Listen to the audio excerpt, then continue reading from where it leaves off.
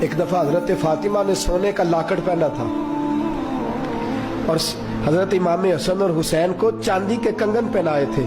حضور کی عادت تھی سفر پہ جاتے تھے تو سب سے آخر میں حضرت فاطمہ سے ملتے, واپس آتے تو سب سے پہلے حضرت فاطمہ سے ملتے. میرے حبیب واپس آئے, حضرت فاطمہ کے دروازے پہ قدم رکھا تو گلے میں لاکڑ دیکھا, شہزادوں کے پاس کنگن دیکھے, وہیں سے قدم پیچھے ہٹا لیا.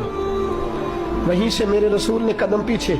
حضرت فاطمہ ہچکیاں لے کے رونے لگی. حضرت علی گھر آئے تو کہا فاطمہ کیا ہوا؟ کہا علی پتہ کوئی نہیں, حضور آئے ہیں تو لوٹ گئے ہیں, میں بڑی پریشان ہوں, پتہ کرو. زندگی میں کبھی ایسا نہیں ہوا, میرے رسول ہی مجھ سے ناراض ہو گئے صلی اللہ علیہ. جاؤ معلومات. حضرت علی کہتے ہیں مسجد میں گیا تو نبی پاک بھی رو رہے تھے. میں نے کہا حضور کیا ہوا؟ فاطمہ گھر میں رو رہی ہے, آپ یہاں رو رہے ہیں. تو میرے حبیب نے فرمایا علی وہ محمد